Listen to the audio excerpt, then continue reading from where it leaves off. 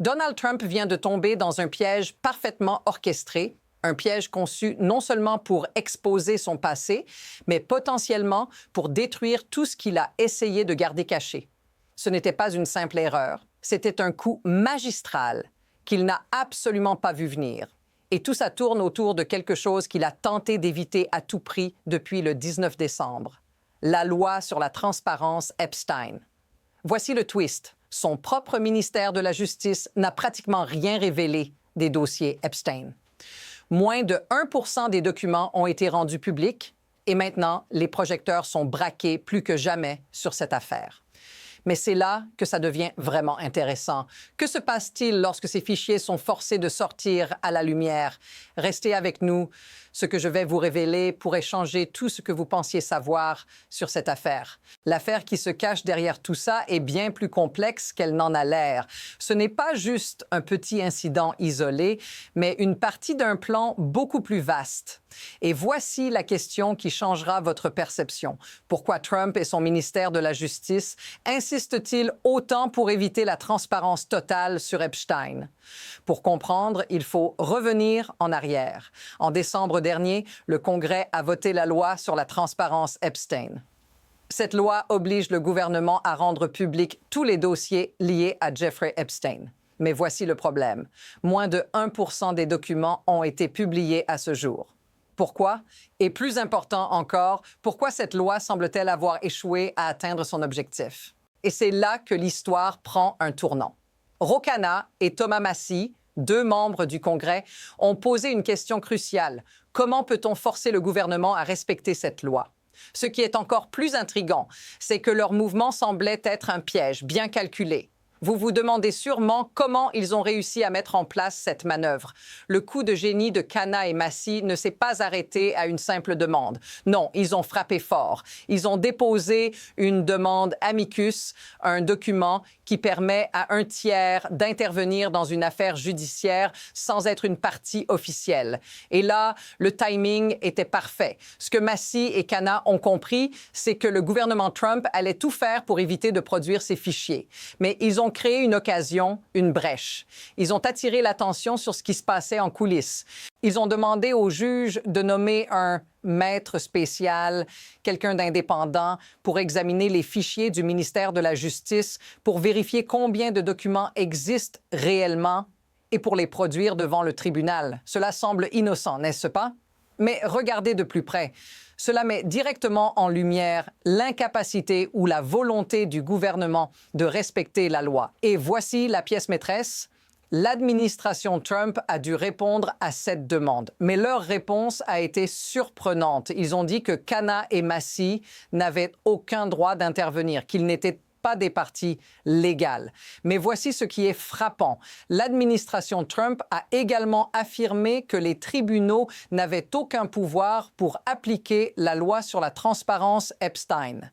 En d'autres termes, l'administration Trump a dit « cette loi ne sert à rien ». Mais ce n'est pas tout. La situation devient encore plus dérangeante. Khanna et Massie ont dévoilé quelque chose de bien plus puissant qu'une simple demande juridique. Ils ont exposé un décalage entre ce que le gouvernement Trump affirme publiquement et ce qu'il fait en privé. Voici où ça devient choquant. Pendant que Trump et son ministère de la Justice accusèrent le juge de prendre trop de temps pour publier les fichiers, ils savaient déjà qu'ils étaient responsables de la situation. Et c'est là que Khanna et Massie frappent. En réponse aux affirmations du DOJ, ils ont présenté une preuve écrasante, un document publié par le département de la Justice lui-même. Un document qui a fait le tour des réseaux sociaux. Ce document, un communiqué de presse, a été mis en ligne après que le DOJ ait raté la date limite fixée par la loi sur la transparence Epstein. Et ce qu'il révèle est explosif. Ils disent publiquement qu'après la signature de la loi, le gouvernement a reçu le feu vert des juges pour commencer à rendre ces fichiers publics. Mais voici le retournement. Les mêmes personnes qui ont demandé à ce que les fichiers soient libérés blâment maintenant le juge pour ne pas avoir agi assez rapidement. Imaginez la confusion et l'énorme contradiction ici. Un geste public pour se dédouaner tout en cachant des documents cruciaux. Mais l'histoire ne s'arrête pas là. À mesure que les jours passent, une série de révélations se succèdent, créant un effet boule de neige incontrôlable. Ce n'est plus qu'une question de justice ou de politique. C'est une course contre la montre. Premièrement, Cana et Massie ont découvert que, malgré les promesses publiques du DOJ, les fichiers Epstein continuent d'être cachés. Ensuite, un autre élément clé est apparu. Le DOJ avait lui-même demandé au juge de lever les protections sur ces documents. Ce qui semblait être une simple demande d'information se transforme rapidement en un jeu de manipulation juridique où le gouvernement essaie de tirer les ficelles derrière le rideau. Mais voici la question qui pourrait changer la donne. Qu'est-ce qui se passe si cette manœuvre continue? Si le gouvernement Trump arrive à retarder encore et encore, qu'est-ce qui arrivera à la confiance du public? Et plus important encore, comment les juges et les citoyens réagiront-ils lorsqu'ils découvriront que cette histoire a été manipulée à tous les niveaux? Mais au-delà de la politique et des intrigues judiciaires, il y a une réalité qui touche des millions de personnes. Imaginez-vous dans la peau de ceux qui ont été directement affectés par les crimes de Jeffrey Epstein. Pour eux, chaque retard, chaque dissimulation de documents, chaque manipulation juridique est un affront. Ces familles, ces victimes, elles attendent que la vérité éclate enfin. Et ce retard n'est pas qu'une question de paperasse. Il s'agit de vies brisées et d'une justice qui tarde à arriver. Pensez-y un instant. Si vous étiez à la place de ces victimes ou de leurs proches, qu'auriez-vous ressenti en voyant le gouvernement se jouer des délais et des règles? Cette affaire, ce n'est pas juste une bataille politique ou juridique. C'est la lutte pour une justice longtemps retardée. Si vous vous sentez touché par cette situation, dites-le dans les commentaires. Ce débat, cette injustice, nous concerne tous. Mais au-delà de l'indignation, il est crucial de comprendre le mécanisme derrière tout ça. Pourquoi cela se passe-t-il ainsi? La vérité dérangeante, c'est que tout cela est possible à cause d'un système profondément enraciné qui permet aux puissants de manipuler la loi à leur avantage. Les leviers de pouvoir sont clairs. Tout repose sur l'influence des élites, la peur de remettre en cause des puissances en place et un spectacle public qui masque les véritables enjeux. Le DOJ, Trump et même certains juges jouent un jeu d'échecs sur le dos de la transparence et de la justice. Le vrai problème ici, ce n'est pas simplement l'inaction du gouvernement, mais un système qui permet à ces actes de se produire sans véritables conséquences. Ce qui est encore plus troublant, c'est de voir comment tout cela est fait sous les yeux du public, avec des déclarations publiques qui visent à détourner l'attention et à protéger ceux qui détiennent le pouvoir. Ce n'est pas une question de morale. C'est une question de mécanismes systémiques qui permettent à ces manipulations de se produire. À ce stade, l'avenir de cette affaire est aussi incertain que jamais.